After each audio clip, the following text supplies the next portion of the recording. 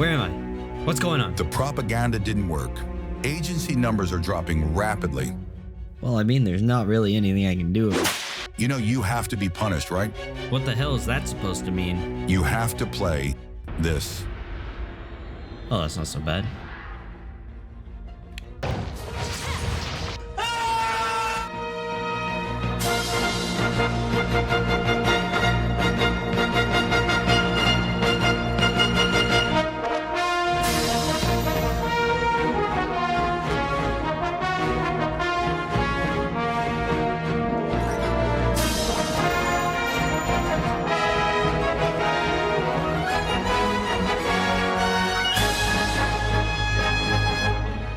About a year ago, I began my monster hunting journey. I had gone 20 years without touching the series, and now I can't get enough of it. Something about it just works for me. Be it killing world-ending threats to cooking that perfect well-done steak, my lizard brain just asks for more. After jumping on the Return to World hype train, I decided to go back and try some of the older titles in the series such as 3 and 4 Ultimate. And while having fun with those titles for a little bit, I began to wonder, what the hell was the first Monster Hunter even like? Was it really that bad? Yes! But you know, I had to find out for myself. A large contributor to the interest in doing such a questionable thing was the fact that the long since dead multiplayer was revived by the community. So now I could bring other people along on my roller coaster of suffering. Damn, if I knew it was a egg It just quest. fell out of my hand. No, Zach! You see, the first Monster Hunter game is very simple. You hunt monsters. It's in the f***ing title.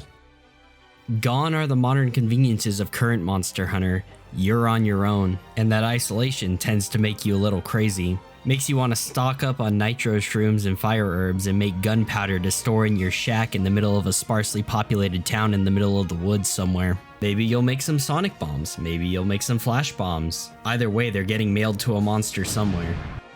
Despite its age, Monster Hunter 1 still has a larger-than-life presence to it. The maps are large and varied. There can be packs of small monsters grazing in the distance, felines waiting around to steal your shit, and the constant looming threat of a large monster ready to kick your fucking ass. In a way, you could say it's absolute cinema, until you remember the controls.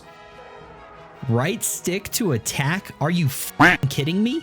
The main gameplay loop can be boiled down into two separate things: gathering quests and hunting quests. Gathering quests can range from a couple different things, from picking mushrooms to delivering cooked meat to the infamous delivery quests, but more on that later. Hunting quests are pretty self-explanatory. You're given a large monster or a pack of small monsters as a target and told to get killing. These quests are the meat and potatoes of the game. They are essential if you want to craft better gear and earn money.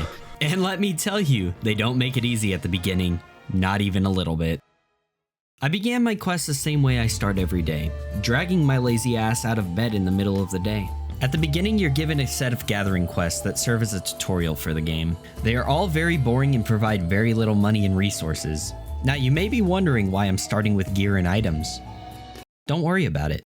Only after completing these tasks are you given your first urgent hunting quest, Velociprey. They are very easy. The main problem that presents itself in early Monster Hunter is money. Everything is expensive as f***, and you're just a little broke boy. Basically, if you want to make money, you have to sell everything you get. In the newer games, you can afford to keep all your monster parts because Zenny just flows like water. Don't believe me? Look up monster inflation.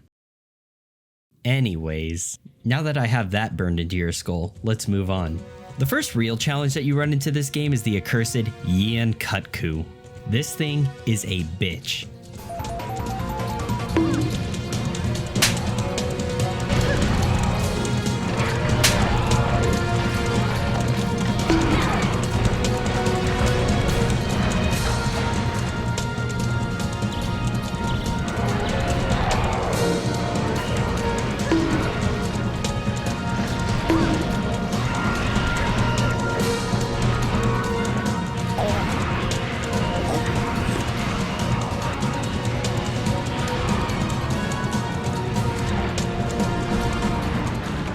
And while it took me until the quest was almost over with 0 healing and 2 carts, I managed to beat this thing first try.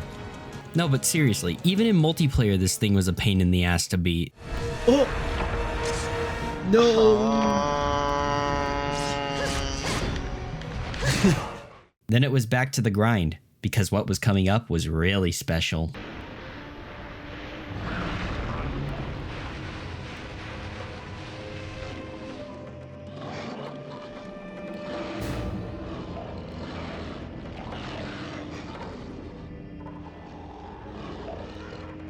The Cephadrome comes straight from the depths of hell. This quest is very awful. If you didn't know anything about this game or this monster, you would have a very tough time because hitting the tiny fin to try and do some damage to this thing is a nightmare. The intended way to beat this is with sonic bombs, but at the beginning of the quest, you are only given 2, meaning you have to farm for more. And not only that, he serves as your introduction to the Piscine Wyvern moveset. Think fast, Chuckle Nuts!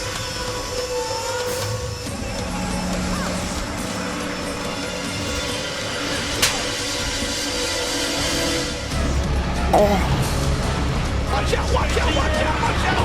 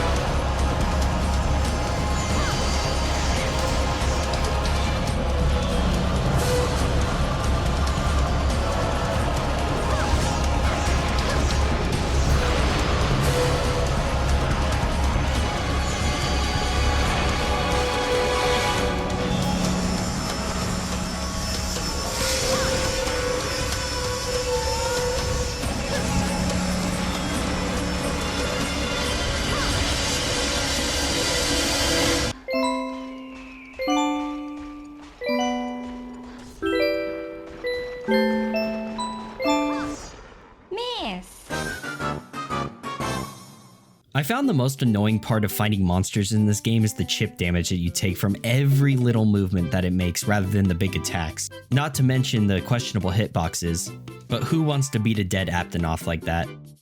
Now you may think that I forgot about the egg quests. Well, I didn't, and I can tell you with certainty, they are the worst quests in this game. Not only are they frustratingly slow, but they can either be the easiest thing you can ever do, or you can get ganged up on in a corner by 40 Velociprey while you try to pick up the damn thing. If I didn't have to do another egg quest past the 2-star one, I would have been happy, but no. They just pile more on that you almost certainly have to complete to fight the next big monster. Speaking of which, after the Cephadrome, I had a pretty good idea how the rest of the game was going to be considering the list of quests that were given to me at 4-star. So rather than repeat the same 3 quests ad nauseum, I decided to end the village quest with one final goal: to slay John Monster Hunter himself, the Rathalos.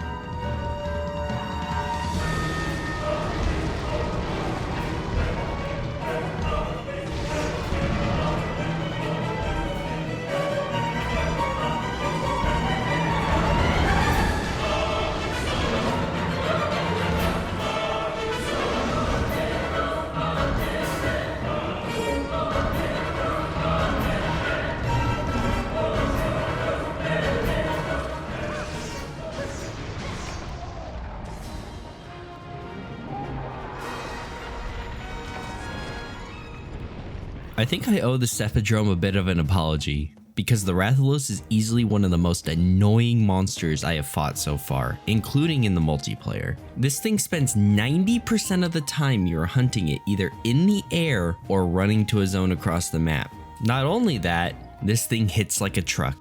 I seriously think that if I hadn't farmed as much Yian-Kut-Ku and ores that I did, I wouldn't have had a chance. For this fight, I had pretty decent armor and a pretty solid lance, and it still took me a couple tries to beat. And not only is the monster hard, but in the areas that it chooses to fight, you're often fighting with the camera more so than you're actually fighting with the damn thing. Would I want to do this solo again? Hell no. And that's why I'm going to stop here. Overall, while it might not be for everyone, the single player side of Monster Hunter provides a couple dozen hours of fun if you're looking to squeeze your balls in a vice.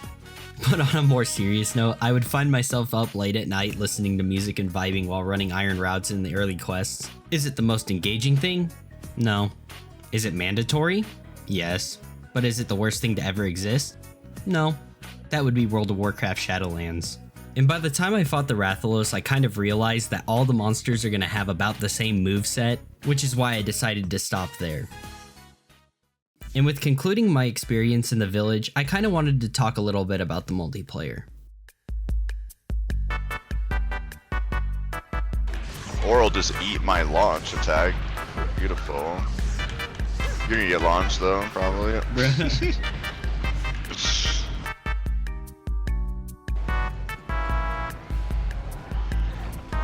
Are you kidding me?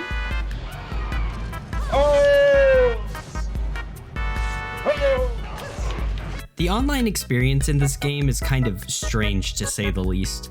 After a lengthy process to get it set up in the first place for 3 people, you're greeted with the same set of mostly boring gathering and prey killing quests that you can come across in the village. Only this time, all of the small monsters are desynced and you get to see your friends fight their inner demons. This is actually less of a problem with the big monsters because it seems that the location data is actually stored server-side rather than the status of it being alive or not like the small monsters. And with all of that aside, it's actually really fun. Watching everyone struggle with the controls itself is funny enough to give it a try. We would stay up until the early hours of the morning laughing our asses off as somebody dies to the Yian-Kut-Ku tail swipe for the umpteenth time. It also takes a bit of the edge off of the grind since your friends can help out too. I know that's what I did for some of the grind to get through the village quests. And not only is bringing your friends along a good experience, but the community in the game has been nothing but helpful and friendly. They show you cool new gathering spots, tips on how to play the game, and will carry when necessary. It gives you that same vibe that a lot of old MMOs did. That feeling that doesn't exist in modern games. God, there's a word for it. Oh yeah, community. One that doesn't exist on Reddit or the ethereal Twitter realm. The theoretical community. Sort of like what Smite has. In conclusion, is Monster Hunter really that bad? No, I don't think it is. Its dated simplicity makes for a really good game if you want to just turn off your brain and play something for a couple hours. And while the controls are funky, they're really not that bad to get used to, and once you are used to them, it's like playing any other game. I do highly recommend that if you play this game, you do play the multiplayer, as the village quests can get a little grindy most of the time while you're trying to fight the next monster. You can find guides for that on Monster Hunter Old School. While you can have a lot more fun with 3 Ultimate or 4 Ultimate for classic Monster Hunter, I do think that this is a worthwhile experience to try out. In fact, I actually find this game very fun. Having played a decent amount of World of Warcraft in the past, I'm used to a bit of grind and monotony to achieve better gear. And being the first game in the series, a lot of the DNA has still carried on into the later games, which makes it a little bit easier to pick up even for somebody who's only played Wilds. One of the guys that I convinced to play this game actually put in just as many hours as I did, and his experience with Monster Hunter is just World and Wilds. There may be a lot of noise about how people think, how did this game get a series? But I can see it clear as day. This game is fun. The games that came after it are also fun, and Monster Hunter will probably continue to be fun.